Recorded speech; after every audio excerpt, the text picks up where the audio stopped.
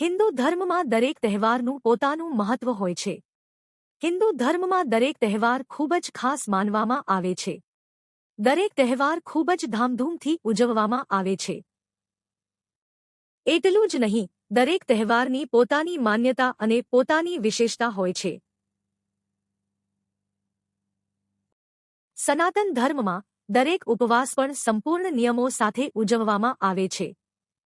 આ ઉપવાસમાંથી એક મહાલક્ષ્મી વ્રત છે. હિન્દુ ધર્મમાં મહાલક્ષ્મી વ્રતનું ખૂબ મહત્વ છે. મહાલક્ષ્મી વ્રત પૂરા 16 દિવસ સુધી ચાલે છે.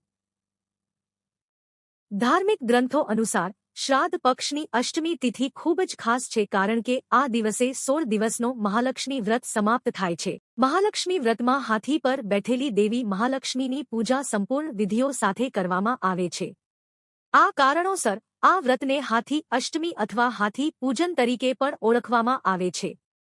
આ વ્રત એટલા માટે પણ ખાસ છે કારણ કે આ વ્રત પિતૃ પક્ષ દરમિયાન પડે છે. ચાલો જાણીએ મહાલક્ષ્મી વ્રતની સંપૂર્ણ વાર્તા. મહાલક્ષ્મી વ્રતની કથા મુજબ એક ગામમાં એક ગરીબ બ્રાહ્મણ રહેતો હતો. તે બ્રાહ્મણ ભગવાન વિષ્ણુનો ખૂબ જ ભક્ત હતો અને તે દરરોજ સાચા હૃદય અને ભક્તિથી ભગવાન વિષ્ણુની પૂજા કરતો હતો. ગરીબ બ્રાહ્મણની ભક્તિથી પ્રસન્ન થઈને ભગવાન વિષ્ણુ તેની સમક્ષ પ્રગટ થયા અને તેને વરદાન માંગવા કહ્યું. તે બ્રાહ્મણે ઈચ્છા વ્યક્ત કરી કે લક્ષ્મીજી તેના ઘરમાં રહે. ભગવાન વિષ્ણુએ તેને કહ્યું કે એક સ્ત્રી ગાયના છાણના ખોળાને પીસવા માટે મંદિરની સામે આવે છે. તમે તેને તમારા ઘરે આવવાનું આમંત્રણ આપો. તે સ્ત્રી લક્ષ્મીજી છે અને તેના તમારા ઘરે આવવાથી તમારું ઘર ધન અને અનાજથી ભરાઈ જશે. ભગવાન વિષ્ણુનું કહેવું માનીને બ્રાહ્મણ મંદિરની સામે બેઠો. થોડા સમય પછી માતા લક્ષ્મી ગાયના છાણના ખોળાને પીસવા માટે આવી. તે બ્રાહ્મણે લક્ષ્મીજીને તેના ઘરે આવવા વિનંતી કરી. લક્ષ્મીજી સમજી ગયા કે આ બધું વિષ્ણુજીએ કહ્યું છે.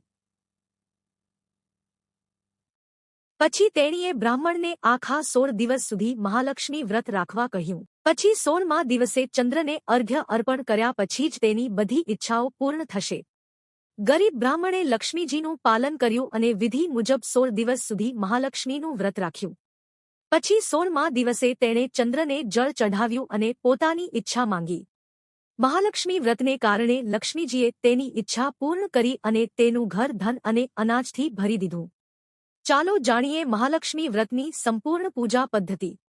મહાલક્ષ્મી વ્રત માટે સૌપ્રથમ સવારે વહેલા ઉઠો, સ્નાન કરો અને સ્વચ્છ કપડાં પહેરો. આ પછી દેવી લક્ષ્મીનું ધ્યાન કરો અને ધાર્મિક વિધિઓ અનુસાર આ વ્રત રાખવાનો સંકલ્પ કરો અને પ્રાર્થના કરો કે આ વ્રત તેમના આશીર્વાદથી કોઈપણ અવરોધ વિના પૂર્ણ થાય.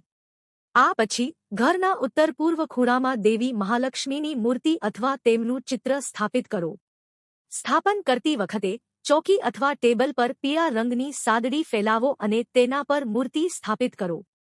આ પછી દેવીની મૂર્તિને ગંગાજળથી સ્નાન કરાવો.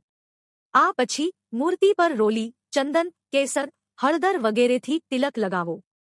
આ પછી દેવી લક્ષ્મીને ફળો, ફૂલો, મીઠાઈઓ, સોપારી, એલચી, લવિંગ, નારિયેળ વગેરે અર્પણ કરો.